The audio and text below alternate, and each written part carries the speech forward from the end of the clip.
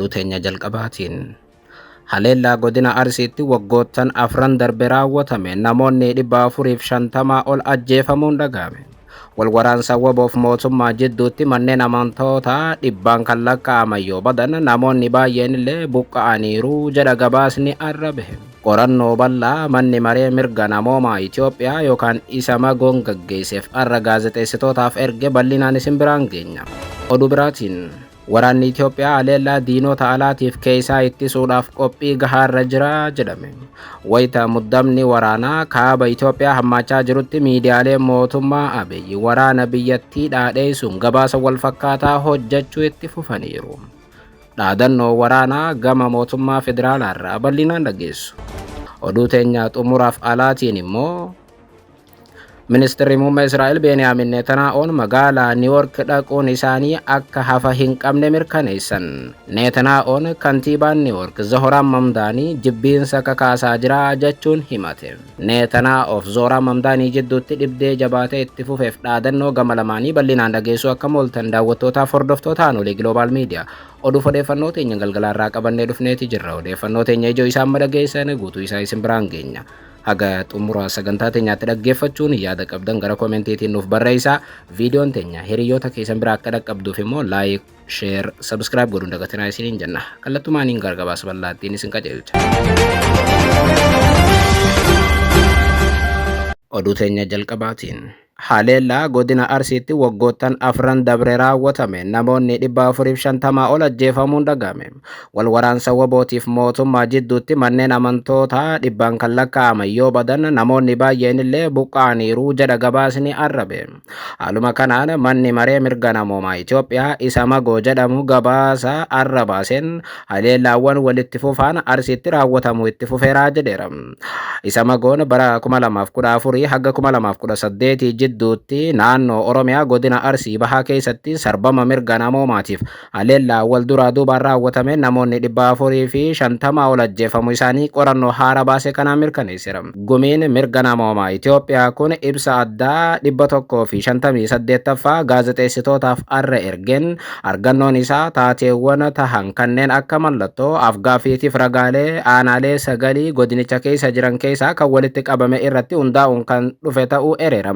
Gabaasni fuula 37 qabu kun yeroo dheeraadhaaf ajjeechaan butamiinsi haleellaan qaamaa humnaan buqqaasu akkasumas ammoo qabeenyi siviiliitiif dabrees dhaabbileen amantii barbadeeffamu akkasumas ammoo saamichi guddaan Arsiitti raawwatamuu bal'inaan eeram. Akka gabaasa isa magootti jeequmsi gabaafame kun hawaasa guutuu Arsii bahaa kan miidhe yoo ta'u haala nageenyaa hammaataa dhufe keessatti lubbuun namoota nagaa dhibbaan lakkaa'amanii kan badan yoo ta'u kumaataman kan lakkaa'aman ammallee qe'ee isaaniirraa baqatanii hin deebine jedheera. Dhaabbatichi akka jedhutti qorannoon isaa aanaa martii keessatti gaggeeffameen lubbuun namoota nagaa 117 yoo badan naannolee gabaasa sana keessatti yookaan gabaasa isa magoo keessatti eeraman keessaa lakkoofsi olaanaan aanaa kanatti akka galmaa'ee ereera yookaan namoonni du'an asitti baay'ee guddaadha jedheera.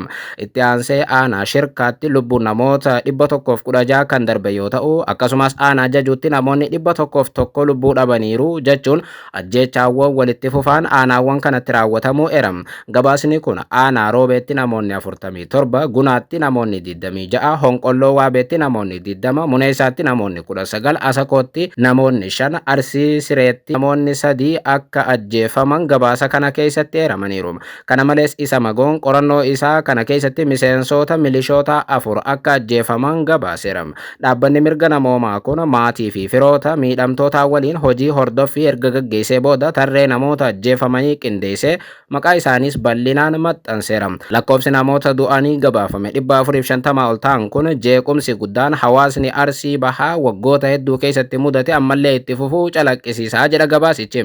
Dhaabbatichi ajjeechaan kun kan raawwatame nageenya dhabuun bal'aa ta'ee fi namoonni nagaa achitti butamuun haleellaan namoota nagaa irratti raawwatamu dabrees manni jireenyaatiif qabeenyi dhuunfaa biroo barbadaa'uun hammachaa akka jiranis gabaasa kana keessatti hiriiram. Ajjeechaa kanaan alatti aanaaleen akka Shirkaa, Roobee, Jajuu, Martiif Muneesaa namoonni dhibbaan lakkaa'aman ammallee gareewwan hidhattootaatiin butamanii akka jiran kan ibsu isa magoon maatiin namoota butamanii firoota isaanii baafachuuf jecha maallaqa guddaa kaffaluudhaaf dirqamaniiru jedheera. Dhaabbatichi hireen namoota butamanii ammallee yaachisaa akka ta'e eeruudhaan namoonni butaman gareen isaanii eessa akka jiran illee hin beekamu jedheera. Kun ammoo hawaasa Arsii Bahaa biratti ammallee yaaddoo biraa ta'uu ibsa.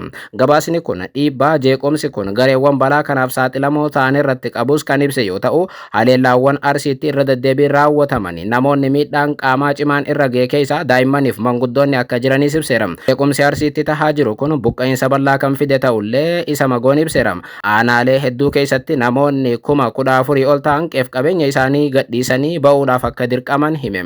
Akka gabaasa kanaatti naannoolee eraman keessa lakkoofsi namoota qe'ee isaaniirraa buqqa'anii kan Jajuu guddaa yoo ta'u, namoonni 6,200 qe'ee isaaniirraa asitti buqqa'aniiru. Shirkaan itti aansee namoonni 3,700 ol ta'an kan qe'ee isaaniirraa baqatan yoo ta'u, namoonni 2,100 ol ammoo Asakoorraa buqqaafamaniiru jedheera isa magoon. Dhaabbatichi Roobeetti buqqaatota 1,270, Martiitti ammoo 1,036 akka galmeesse eeruudhaan Muneesaaf Gunaatti lakkoofsi xiqqaan akka galmaa'ee eereerama. Kanaanis namoonni 29 Muneesaarraa yoo baqatan namoonni 21 ammoo aanaa Gunaatii baqataniiru jedheera. Isa magoon ibsa isaatiin akka jedhetti lakkoofsi kun dhiibbaa nageenya dhabuun uummata nagaa irratti fide itti fufee jiraachuu kun mirkaneessaadha jedheera.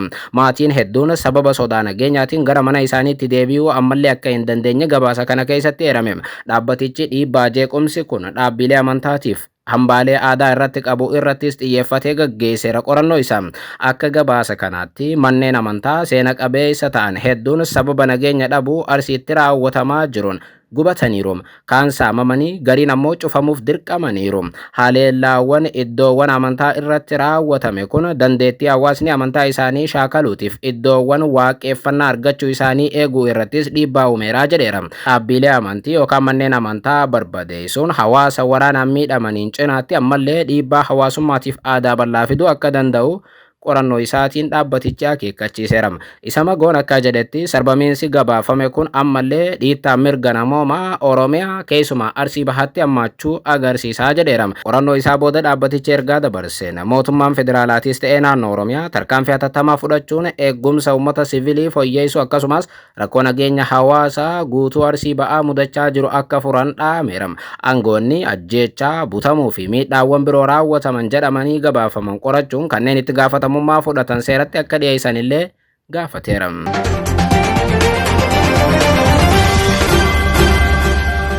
Oduu biraatiin waraanni Itoophiyaa haleellaa diinota alaatiif keessaa ittisuudhaaf qophii gahaarra jira jedhame. Wayita muddamni waraanaa kaaba Itoophiyaa hammaachaa jirutti miidiyaaleen mootummaa Abiyyi waraana biyyattii dhaadheessuun gabaasa walfakkaataa hojjechuu jabeessan. Haaluma kanaan waraanni Itoophiyaa haleellaa diinota alaa ittisuu fi kan keessaallee ittisuudhaaf qophii gahaarra jiraachuu miidiyaalee mootummaatu gabaasaarra hojjeteen erem. Eertiraadhaa haga Ijipti achi Suudaanii haga hidhattoota biyya keessaa waliin waraana sodaatamaa jiru jidduutti miidiyaaleen mootummaa gabaasa walfakkaataa arra hojjetaniin wayita waraanni biyyaa qophiirra jirutti gareen diinaa sochii isaanii jabeessanii jiru jechuun eerum. Miidiyaaleen kallattiin waajjira koominikeeshinii mootummaa federaalaatiin hoogganaman kun gabaasa afaanota sadiin hojjechaa jiraniin dhuguma waraanni dhalachaa akka jiru akeekaniiru. Fakkeenyaaf gabaasa tajaajilli oduu Itoophiyaa hojjete booda miidiyaaleen akka FBC, OBN akkasumas EBC gabaasa walfakkaataa tajaajila oduu Itoophiyaa jalaa fuudhuudhaan maxxansaa oolaniiru.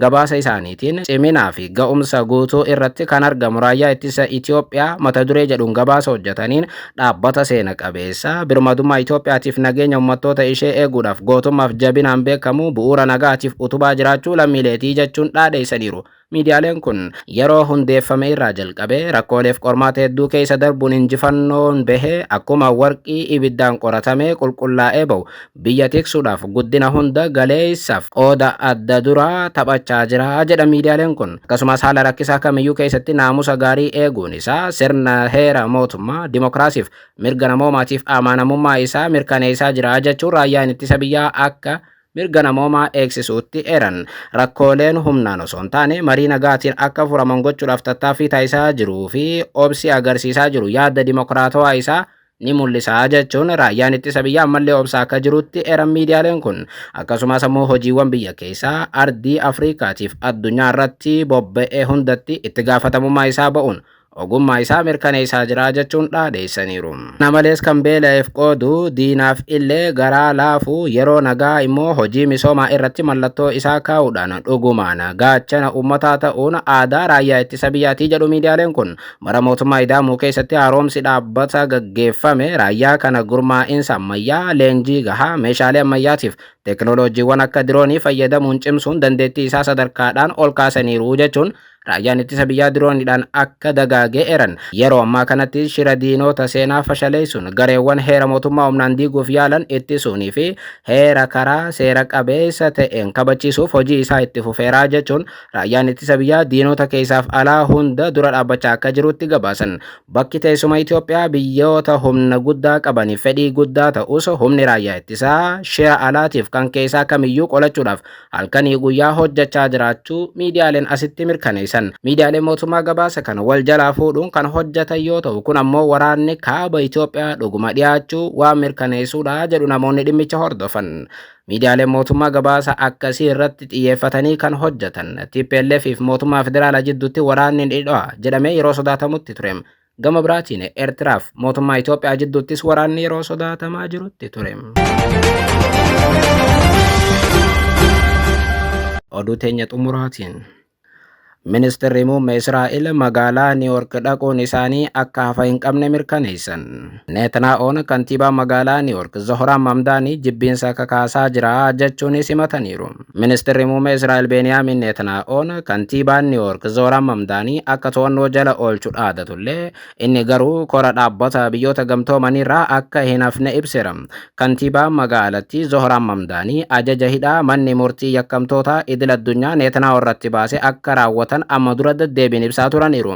Boodarra garuu deeggarsa seeraa akka hin qabne ifa godhanii turan. Dhimma kanarratti ibsa kan kennan Neetanaa'oon yaada Mamdaaniin kenneen sodaa tokkollee akka hin qabne ibsuun kantiibichi jibbiinsa kakaasaa jira jechuun himateera.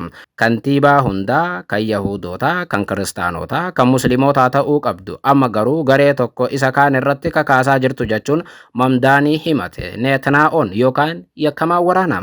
Neetanaa'oon haasaa isaa keessatti haleellaa kamisa darbe Niiwuork keessatti yeroo lama raawwatames kaaseera. Haleellaawwan kunneen keessatti shakkamaan tokko nama Yihuudaa tokkoo fi Eeshiyaa tokko waraaneera. Sababa haleellaa kanaatiin Yahudoonni Niiwuork jiraatan sodaa hamaa keessa jiru jedhan Neetanaa'oon. Namoonni dhimma kanarratti yaada kennan garuu haleellaawwan Niiwuork keessatti raawwataman Mosaad ofiif qindeessuu akka danda'u tilmaaman. Erga aangoo qabatanii kantiibaa magaalaa Niiwuork Zohraan Mamdaanii Ministeera muummee Israa'el Beniyaamin Neetanaa'oon yakkamaa waraanaati magaalaa teenyatti asuma dhufuu hin qabu jechuun falmaa turaniiru. Inumaa yeroo duula filadhaa gaggeessan Zohraan Mamdaanii Neetanaa'oo akka hidhan waadaa galanii turan. Ergasiis dhimmicha deddeebiin ibsaa turaniiru. Ta'ullee guyyaa 4 dura dhimma kanarratti ibsa kennaniin amma adeemsa seeraa guutuu waan hin dandeenyeef yookaan akka magaalaa takkaatti deeggarsa seeraa gahaa waan hin qabneef mootummaan Ameerikaa kan federaalaa guutummaatti Neetanaa'oo hidhuu waan danda'uuf dhimma kana akka hojiirra oolchuu gaafatanii turan. Mootummaan Tiraamp akka Neetanaa'oo hidhu isaan yaada dhiyeessanis pirezidaantii Tiraamp Neetanaa'oon hin hidhamu jechuun miidiyaa hawaasaa gubbaatti deebii kennaniiru. Gaazaatti yoo xiqqaate namoonni 70,000 ol ta'an Neetanaa'oon ajjeefamuun ammoo waan namuu beekudha.